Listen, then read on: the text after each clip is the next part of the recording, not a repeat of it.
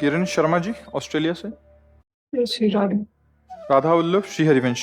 महाराज जी मैं एक अध्यापिका हूँ जो ऑस्ट्रेलिया के एक स्कूल में नवयुवकों को और युवतियों को शिक्षा प्रदान करती हूँ।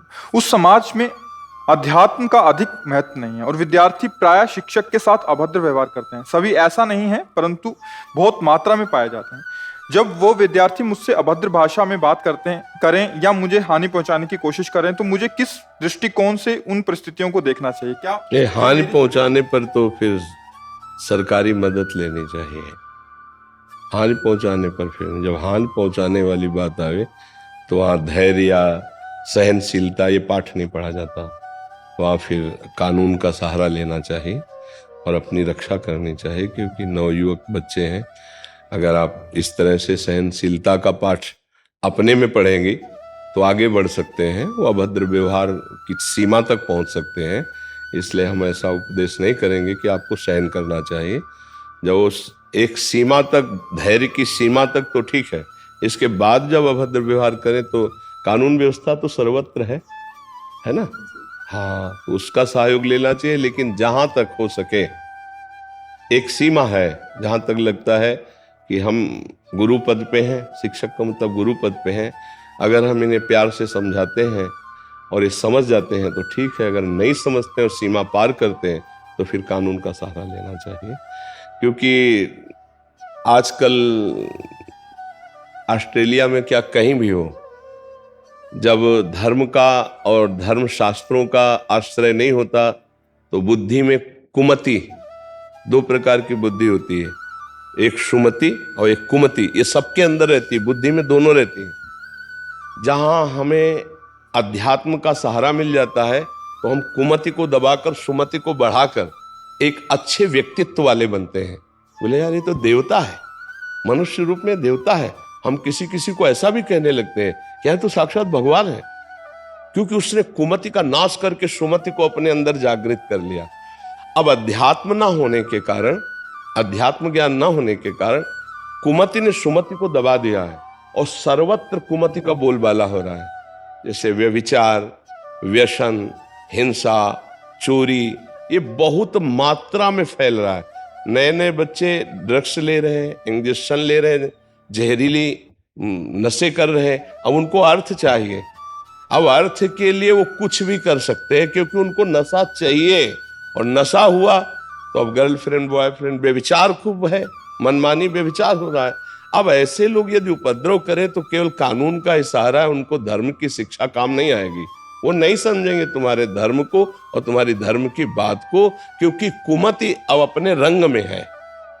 जैसे राक्षस है तो उस राक्षस को विनय के द्वारा काबू नहीं किया जा सकता है, राक्षस को दंड विधान के द्वारा ही काबू किया जाता है।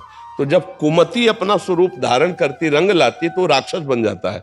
जैसे मोबाइल से गंदी बातें देखी, गंदे आचरणों की अंदर प्रबल वेदना हुई और कई बच्चे मिलकर के ऐसे, फिर इसके बाद वो अपने बचाव पक्ष में आग लगा देते हैं। ऐसे ये इसको आप क्या कहेंगे? मानवता कहेंगे या राक्षस कहेंगे? राक्षस शब्द आएगा ना। राक्षस कौन हुआ? जो सुसुख वांछा में इतनी बुद्धि भ्रष्ट हो गई कि अपने जैसे ही शरीर को, हमारे शरीर को चींटी काटे तो हमें दुख होगा, उस शरीर को हमने नष्ट कर दिया, धर्म विरुद्ध आचरण कर दिया। तो ये राक्षसी प्रवृत्ति बढ़ रही है। गुरु है, हमारी माता के समान है, इनके सामने कैसा व्यवहार करें? आप खुद बता रहे हैं कि वो ऐसा व्यवहार, अभद्रता, तो कुमति बढ़ी हुई। कुमति को दंड के द्वारा सुधारा जाता है। सुधारने के 4 बताए गए शासन के। साम माने विनय पूर्वक समझाना, आपसे हाथ जोड़कर कहते हैं आप ऐसे से ऐसा, देखो आपके स्वभाव का परिवर्तन होना चाहिए, आप हमारे बच्चे हो। साम। और दूसरा, उनको प्रलोभन देकर आप अच्छे बनोगे, आप ऐसे हो जाओगे आप। और तीसरा, कुछ देकर, उसे दाम कहते हैं, राजनीति के अंतर्गत आता है इसमें। चौथा फिर आता है आखिरी, दंड। अगर तुम नहीं समझ पा रहे हो तो यहां साम दाम भेद ये सब नहीं चल पाएगा, यहां एक दंड ही चल पाएगा। जब कुमति बढ़ती है तो दंड के द्वारा ही सुधरता है, दूसरा कोई उपाय नहीं होता। नहीं तो वो आपके ऊपर हावी हो सकते हैं। चाहे स्त्री शरीर हो चाहे पुरुष शरीर हो। देखो कुछ विद्यार्थियों ने अपने टीचरों के ऊपर आक्रमण किए, ऐसे संसार में देखो ना ऐसे कितने उदाहरण हैं।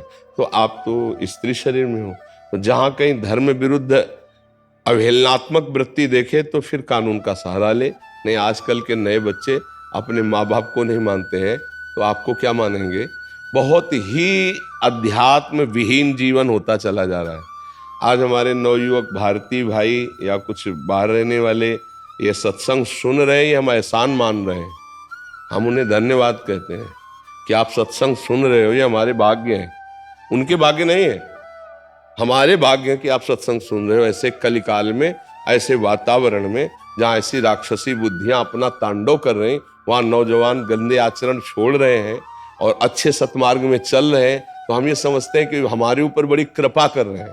हाँ, तो कम से कम बात मान रहे हैं, ये हमारे ऊपर बड़ी, और लाखों की संख्या में, एक दो नहीं लाखों की संख्या में। जैसे प्रातःकालीन का कहोगे, रात कहो, रात के जैसे हम 2:15 में लिफ्ट से नीचे होते हैं और फिर लिफ्ट से लेकर के यहाँ गेट तक 35-40 हजार लोग होते हैं, बच्चे बच्चियां, और उनमें 80% नौयुवक होंगे, नौजवान। हमें लगता है कि रात में क्लब में नाचने वाले बाबा जी के लिए रोड में खड़े हैं, बस इतना, ऐसे ये चले गए। तो कलयुग में भगवान की एक विशेष कृपा हुई कि संत की बात मान रहे, बाबा जी की बात मान रहे, नहीं तो आजकल कोई किसी की बात नहीं मानता है। तो अब इतनी तप बल कि आपकी बात का प्रभाव पड़े ऐसा तो है नहीं, क्योंकि आप गृहस्थ में हैं। तो फिर कानून बल अपनी रक्षा के लिए जितना उचित है उतना उपदेश कर दिया, और स्वयं कोई ऐसा दंड विधान ना करे, नहीं वो आपका अपमान कर देंगे। आज के बच्चे ऐसे उद्दंड है, तो आप हमें तो यही लगता है कि ऐसे ही चला जाए, क्योंकि सहनशीलता ज्यादा नहीं। अगर ज्यादा सहनशीलता तो फिर वो दुष्टता पे उतर आएंगे। एक संस्कृत में शब्द कहा गया है नीति में, सठे साठ्यम समाचरेत, कि दुष्ट को दुष्टता की भाषा समझ में आती है। एक यशो थे, थाने के, यशो ही तो कहते हैं, तो वो उनको जब परिचय के थे तो कि वैसे अगर विनय पूर्वक समझाया जाए तो सामने वाला चाहे चोर हो चाहे दुष्ट हो समझ सकता है। तो उनका कहा, महाराज जी ये पवित्र बुद्धि वालों में तो हो सकता है लेकिन दुष्टों में नहीं। उन्होंने घटना सुनाई कि किसी चोर ने चोरी की और पक्का पता चला कि इसने चोरी की, तो उसको बैठाल करके थोड़ा मीठा मंगाया, ठंडा पानी पियो। कहा भाई जो चोरी की है हमें पता है, आप दे देंगे। कौन कहता है चोरी की? ये प्रोग्राम हो गया। इसके बाद उठाया डंडा, 20 डंडे मारे। बोले सर अभी बताता हूं, अभी पूरा सर। तो उनका ऐसों के लिए मिठाई और पानी और हाथ जोड़ना, सठे साठ्यम समाचरित, दुष्ट दुष्ट की ही भाषा समझता है, वो शांत साम भाव समझ नहीं सकता है। दुष्ट को समझाने के लिए फिर तिनकर काल रूप में भ्राता भगवान भी कहते हैं, उनके लिए मैं काल स्वरूप धारण करता हूं, तब उनकी समझ में आता है। नहीं वैसे हाथ जोड़ने वाली भाषा उनको समझे में नहीं आती। तो आजकल दुष्टता बढ़ रही है, नहीं बढ़ रही। गुरुजनों का आदर, माता पिता का, वैसे पढ़ने वालों में तो विनय बढ़ना चाहिए। विद्या विनयम ददाति, विद्वान या विद्या संपन्न को तो विनय, लेकिन आज की पता नहीं कैसी विद्या है कि वो उद्दंड बना रहे हैं, नहीं बना रहे हैं। संतों के प्रति अश्रद्धा, शास्त्रों के प्रति अश्रद्धा, माता पिता की मर्यादा से रहित वार्ता करना, उद्दंडता करना, टीचर से गुरु की भावना न रखना। और वैसे अपने लोग जब जाते थे तो पहले हर टीचर को प्रणाम करते थे, नहीं ऐसे कर, और फिर प्रार्थना होती थी। अब पता नहीं आपको प्रणाम करते? नहीं, जवाब ही नहीं देते। मैं उनको प्रणाम करती हूँ पर वो बहुत नहीं, प्रणाम करके बच जाओ, बस यही है। ले आज का समय बदल गया, देखो ला। हाँ, तो हम लोगों को जो शिक्षा प्रारंभ में दी जाती थी तो सबसे पहला काम होता, जब टीचर के सामने जाते थे तो ऐसे हाँ, महाराज जी भारत में तो फिर भी अभी कुछ हद तक ये मर्यादा है, बट विदेशों में तो इसका खंडन ही हो गया है महाराज जी पूरा, मतलब पहले से ही नहीं। तो ये विदेश के ही अवगुण हमारे देश में आ रहे हैं, विदेश के ही अवगुण आ रहे हैं, नहीं आ रहे हैं। ये जो व्यभिचार प्रवृत्तियां हैं, जो गंदी बातें, विदेशी हैं, अपनी भारतीय थोड़ी।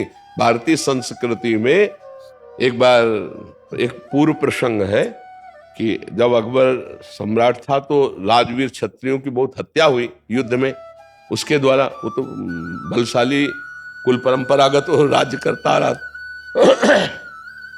तो रात्रि के समय एक 12 वर्ष का पूरा कवच बांधे हुए और उन लाशों में दीपक से ऐसे चेहरे देख रहा था।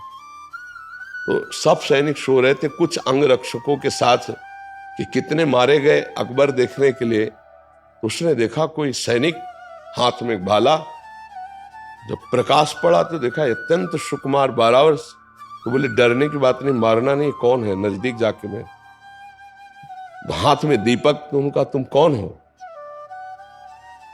मैं सम्राट अकबर आपसे जानना चाहता हूं आप कौन है, और निर्भय रहिए, मैं आपको दंड नहीं दूंगा, कोई अपराध आप नहीं कर रहे, पर इन शवों में क्या देख रहे? तो उसने कहा मैं कोई पुरुष नहीं हूं, मैं एक भारत की राजकुमारी हूं और मेरा पति युद्ध में मारा गया, जो होने वाला था, समझ रहे, तय हो गया था। पहले कम अवस्था में ब्याह होते थे ला, तो उनका हुआ नहीं था, तो दूसरा कर लीजिए। बोले हम भारतीय एक बार जिसका वर्ण करते हैं आजीवन उसका निर्वाह करते हैं। तो बोले 100 क्यों ढूंढ रहे हैं? बोले उसके साथ भस्म करूंगी अपने शरीर को, चिता लगाऊंगी। उसके होश उड़ गए। ये भारतीय संस्कृति, एक बार जिसको वर्ण कर लिया आजीवन के लिए उसका। सत्यवान को जब वर्ण किया सावित्री जी ने, तो नारद जी ने बताया बहुत गलत कर लिया, 1 वर्ष में मर जाएगा। तो उनका 1 वर्ष तो बहुत होते, जिसको हमने वर्ण किया, एक दिन भी अगर वो हमारे साथ रहेंगे तो आजीवन उसी स्मृति में हम निकाल देंगे। और उसी पातिव्रत ले यमराज से छुड़ा लिया सत्यवान को, आपने चरित्र को सुना है। ये हमारा भारत देश है, ये हमारी भारत की संस्कृति है। ये नहीं कि 4 दिन उससे बॉयफ्रेंड बने और फिर ब्रेकअप, फिर दूसरा, फिर ब्रेकअप, यानी ऐसे नहीं, फिर तीसरा। अब देखो ये क्या है, चरित्रहीनता है ना। ये कहां से आया है? बाहर से आया ला, अपने देश का है। हमारे समय जब हम स्कूल में पढ़ते थे शब्द ही नहीं था, बॉयफ्रेंड गर्लफ्रेंड शब्द ही नहीं था। ये अभी जब से मोबाइल चला होगा तभी से चला होगा, हमें लगता है। नहीं थे ना, जानते नहीं थे। हाँ, ये बात तुम्हारी हम ज्यादा पॉइंट देते कि हम लोग एक ही स्कूल में पढ़े, बच्चियां और बच्चे थे, कबड्डी खेलते थे। 10, 12, 13, 14 वर्ष की अवस्था वाले बच्चों में दोष ही नहीं था। हाँ, ये तुम्हारी खास बात रही कि वो जानते ही नहीं थे। आज 12, 13 वर्ष का बच्चा पूरा संसार का पंडित है, पूरी बात जानकारी उसको है। ये बात सही कि जानकारी ही नहीं थी। तो इसीलिए आप अपने मर्यादा की रक्षा करते हुए धैर्य पूर्वक नौकरी का निर्वाह करें। बच्चों का जितना सुधार करने की आप चेष्टा कर सकते हैं उतना कीजिए, अपने को बचा के, और आप खुद भगवान नाम स्मरण में लगिए। वो जीवन यापन के लिए, लेकिन जीवन प्रभु के लिए है।